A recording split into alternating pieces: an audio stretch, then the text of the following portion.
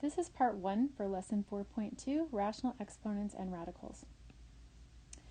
To begin, let's take a look at number 1. It says a student evaluated 4 to the third power to be 12. What was the student's error? What would you do to help this student understand?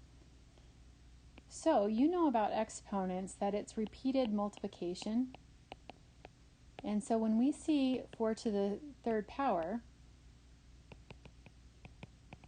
that means 4 times 4 times 4, not 4 plus 4 plus 4. So remember that it's repeated multiplication.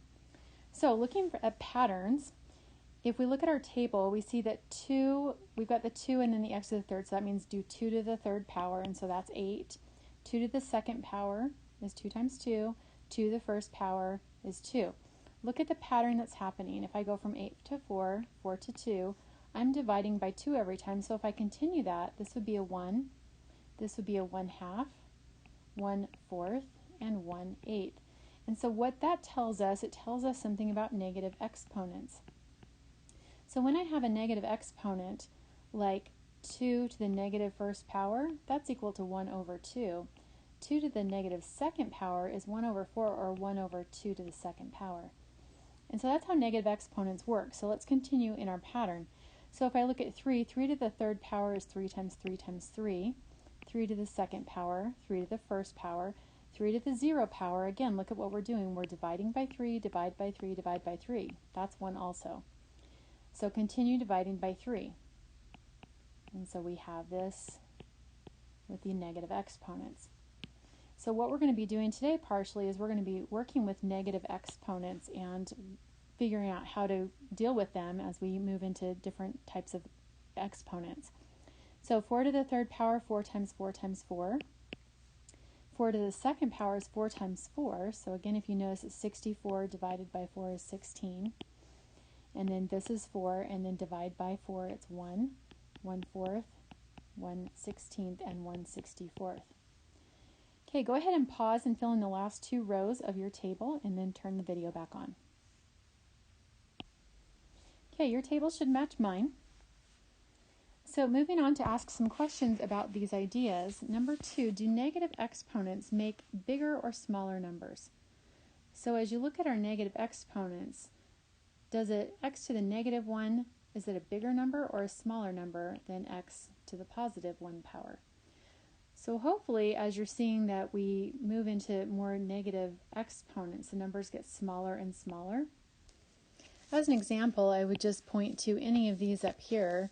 So if you have like 5 to the second power, 5 to the first power, 5 to the 0 power, they keep getting smaller as the exponents get smaller. So as you go to more negative numbers, they're getting smaller and smaller. Okay, now number 3 is where we start applying this knowledge. So number 3, write 1 over x to the second power using negative exponents. So look at what we had over here. If you look at my examples with the 2, I had 1 over 2 to the second or 2 to the first power, 1 over 2 to the second power, 1 over 2 to the third power. So 1 over x to the second power, to write that as negative exponents, is going to be x to the negative second power. That would be the same thing. And so the reason why that's good to know is because sometimes it's a lot easier to work with exponents if you're not dealing with fractions also. Number 4, explain why anything to the 0 power is 1. It all goes to this middle column right there, because when you get to that point, you're saying that, 5 to the first power, and then you're going to divide it by 5, and that's going to be 5 to the 0 power. And so that's what happened every time. We did 10 divided by 10, 5 divided by 5, 4 divided by 4. So any number to the first power divided by that number itself, which is also to the first power, is equal to 1. So you're really just dividing a number by itself. So any number to the 0 power is 1. It's not 0. Okay, we're going to review some ideas about exponents. You've seen or had these implied to you before. We're going to talk about the actual rule. And so the first one is called the power rule, and this is when you have powers. So we're going to write out the term, and then we're going to simplify it. So 2 to the 4th power, I've written that out for you. And so that means 2 times 2 times 2 times 2, which is 16. So on number 6, it says negative 2 to the 4th power. So that means negative 2 times negative 2 times negative 2 times negative 2. And so the difference here, you still have the 16, but you have negative times negative, negative times negative. So that's going to be also positive 16. On number 7, notice that it doesn't have parentheses, and so that makes this a different question than number 6. Without the parentheses, the 2 is the only thing that has the 4th power. The negative is just thrown on there. It's like a negative 1 times, or the opposite of 2 to the 4th power. So you can say the opposite of 2 to the 4th power is the same thing. And so what we have there for our answer is negative 16. Okay, now on number 8, if we write out 5 to the 2nd times 5 to the 7th, so expanding that, 5 to the 2nd and then 5 to the 7th. So if you look at that, how many do we have there? We have 5 to the 1, 2, 3, 4, 5, 6, 7, 8, 9. So 5 to the 9th power. Now I don't know that off the top of my head. You can put that in a calculator and see what that is. But we're going to apply that idea to the next one. Now we just have mostly variables. So if I have a times b to the 5th, what has the 5th power? A does not have the 5th power. B has the 5th power.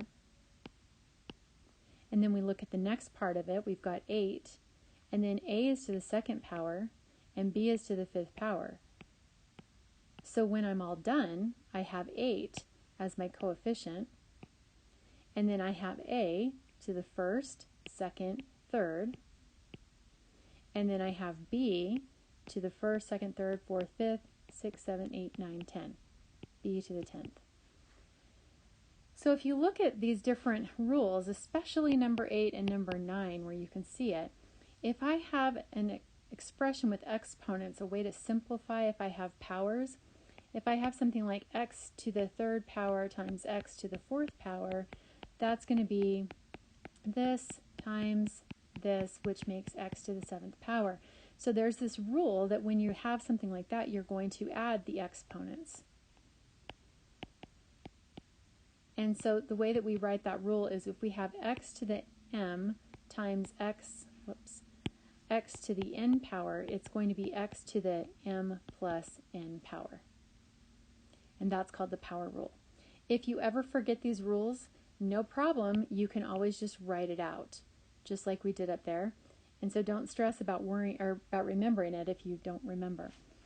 Okay, the next one is called the quotient rule. So we know that quotient has to do with division.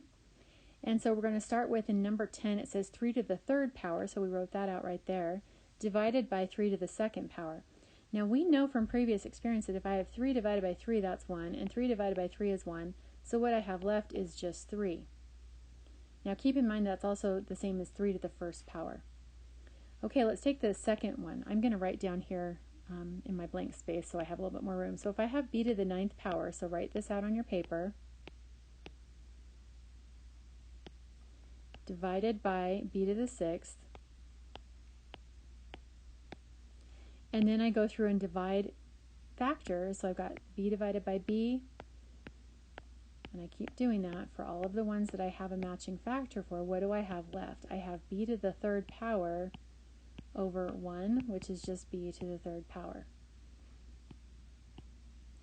So what I want you to do is I want you to be looking at the original problem and look at the answer and see if you can figure out the pattern. Okay, if I look at number 12, we're going to have 3x to the 6th power. So 3 does not have the 6th power. 3 is just there. X is what has the 6th power. That would be different if it looked like this. If it looked like that, then 3 would also be to the 6th power. So be really careful that you know what has the power in your expressions. On the bottom, we have 6, and then we have x to the 10th power. 6 is not to the 10th power. So I look at what I can cancel, and so I've got, remember that when you cancel, these are just coming out to be 1.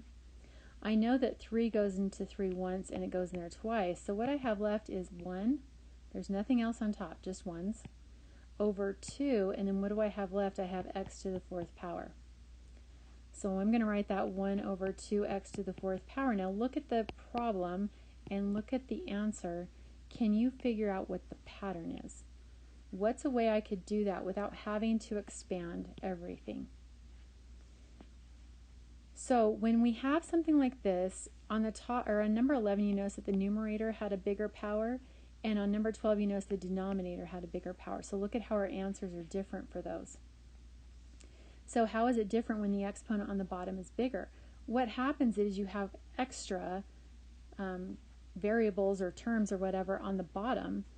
And so if I have, like b to the second over b to the third, if you expand it, and you can think about it like, I'm going to have extras on the bottom. I'm going to have one extra on the bottom, so it's going to be 1 over b. And so what's a way that I could look at my problem and figure that out without expanding it? There's something about the exponents. So the rule for this, the quotient rule, is if you have x to the m divided by x to the n. Now keep in mind, in order to use these rules, the base of your exponent, which is this part, that's the base. The bases have to be the same. So this won't work if you have like an x on top and a t on the bottom. So they have to be the same base. If you have the same base, then that's going to equal the base to the power of numerator exponent minus denominator exponent. It's important that you go in that order because that's going to tell you where the leftovers are. So we'll do some examples with that in just a few minutes. Okay, the next one is called the power of a power. So this is if you have something that's already to a power and then it's raised to another power. And so to see how that works, we're going to expand. So look at example 14. 3 to the second power, that's what I have in parentheses, and that's to the fourth power. So I'm going to write it once, twice, 3 times, 4 times. And so what it comes out to be is x to the 1, 2, 3, 4, 5, 6, 7, 8. Okay, let's do the next one. The next one is ac squared, and that's to the third power. So I'm going to start with ac squared, and that's to the third power. So I'm going to write that 3 times. What do I have? I have a to the 1, 2, 3, and c to the 1, 2, 3, 4, 5, 6. So a to the third power, c to the sixth power. So look at the question. How could you have come up with that without expanding it? Okay, let's look at the next one. I've got inside the parentheses negative 3c to the fifth power to the second power. Now notice that inside the parentheses, the c is what has the fifth power, not the negative 3. So I'm going to expand it like that, and I'm going to write that twice. So the way I'm going to multiply it then is negative 3 times negative 3 is 9. And then I've got c to the 1, 2, 3, 4, 5, 6, 7, 8, 9, 10. So looking at the question, how could you have known that without expanding it? So we're looking for ways to shortcut what we're doing. Number 17, negative 3 times c to the fifth to the second. So please notice that in the parentheses, c to the fifth power, that's the only thing that has the second power. The negative 3, that's outside, and that does not have the power. So negative 3 is going to be outside, and then I'm going to have c to the fifth, and I'm going to have that 2 times. So what that's going to come out to be is negative 3 times c to the, count them up, it's going to be the 10th. So hopefully you're noticing some patterns as you're doing this.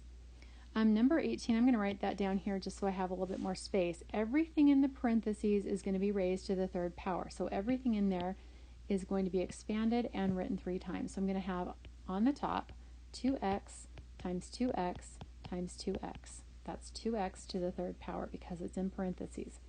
On the bottom, I'm going to have 3y squared times 3y squared times 3y squared.